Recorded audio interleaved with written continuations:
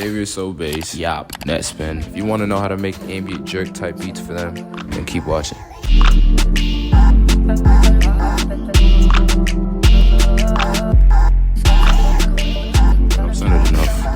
I'm setting enough. And given that everybody likes ambient jerk now, I decided I'm gonna do a beat breakdown for it, because why not? I'm not really at home because of the holidays and all of that, but I still have my beat drive, so we can make some work. And I'm gonna show you guys how. That's good enough. I talked too much. All right, so boom. First and foremost, we're gonna start off with the loop. Obviously, you can make yours from scratch, but I started off with a loop. It's actually not a loop. It's a sample I made way back in probably summer of 2023. Around then, I was making a whole bunch of loops and samples, sending out sample kits. Basically, what I was doing is like making mini R&B songs. So I'd make the melody, add drums, and either find vocals or add vocals on top. Use those as samples, and then flip those samples into other kinds of beats. I used one of those old samples that I made. I decided I'd flip it into a jerk beat.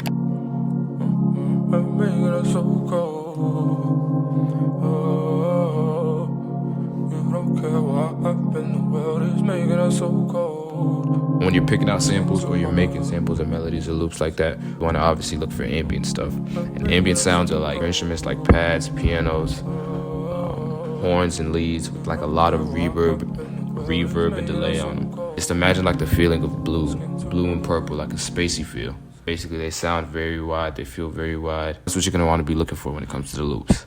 The first and foremost thing I did, I dragged it into FL, of course. It started at 130 BPM, I stretched it to 160, 165. That's around the range you kind of want to be when you're making jerk. Same range as, I guess you could say, like drill beats or D&B, just on the faster side of the spectrum in general. Then I went through and I pitched it up about like 400 cents, which is 4 semitones, 4 notes if you didn't know. Pitched it up because I wanted like the vocals to be more high-pitched and squeaky, I guess, if that makes any sense. Normalized it so it sounds good.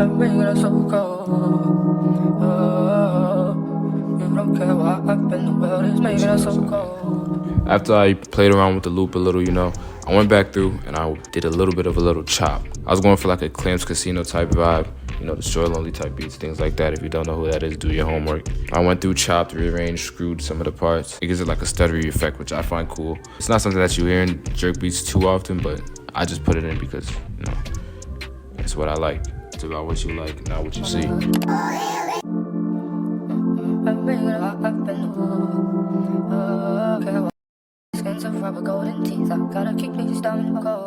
After that, I layered the melody with this Vox. And the cool thing about this Vox is it's actually just a piece of my producer tag. I was looking for Voxes for it because there's a lot of Voxes in these kind of beats. Vox is a vocal loop if you didn't know. And eventually I was just like, let me see what happens when I chop up my producer tag, because my producer tag is obviously vocals. And it just fit. I just put it in certain spaces. And it just, it fits. It gives it a cool bounce, a cool groove.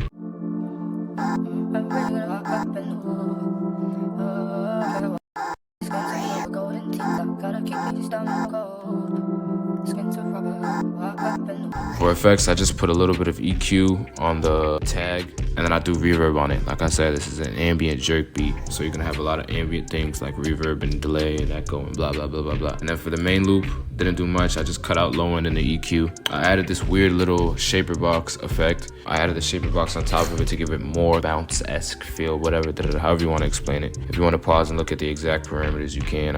But like I said, it's always up to you. And then once again, I went back and I put more reverb on the melody. It's ambient jerk. There's gonna be a lot of reverb all over this beat, so just keep that in mind.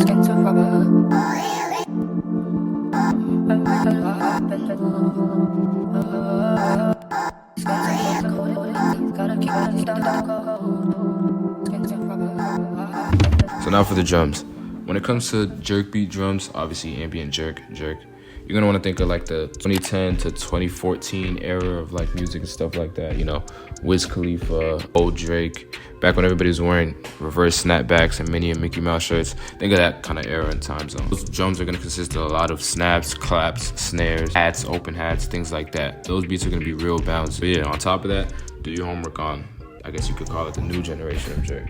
So go and listen to those artists like Xavier So Bass, Net Spin, Yap. So it's not that many pieces, but the way you place them is what makes it bouncy and what makes it a jerk beat. So this is the first snap I got. It's the TMZ snap. It's pretty simple. And I use a pretty simple and sparse pattern too. This is the pattern I use.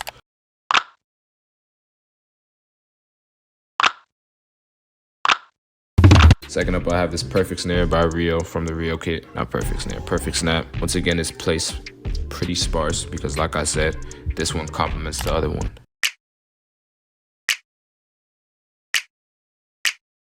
For the snare on this beat, I have this Rio slingshot snare. Up there, this is one of my favorite snares of all time, just because it's so unique and different. It has kind of like a swing, like a towel swing or something in there. And it just sounds real good. I like the way it sounds. This one hits a little more often than the rest of everything else, but it kind of like sets the tempo to the beat, kind of like a hi-hat would.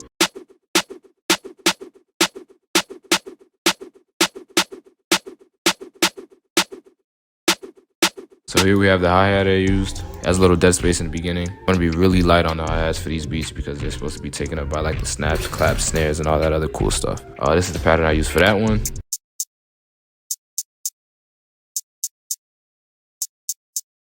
For the 808, I use this Bull 808. You can find this in like 50% of kits. It's pretty simple. It's like an ambient little 808. Once again, ambient beats. You're gonna be looking for ambient sounds, all that other cool stuff. That sounds like this.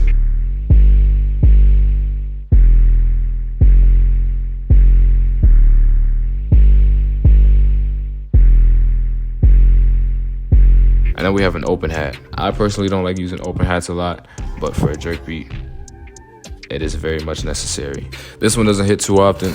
It's nice, quick, cute, sweet, and it sounds like this.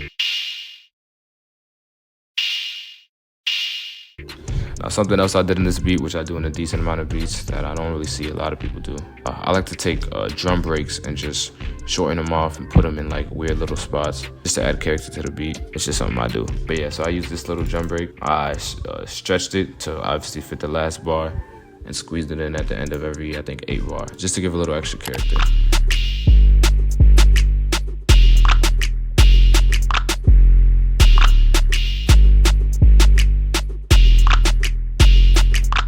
On top of that, I added ambient white noise in the background. It's a little weird, but it just adds a little more effect to the beat. There's a vibe to it, if that makes any sense. So that's the melody and the drums. Now I'm gonna go ahead and put everything together and let you hear what it sounds like.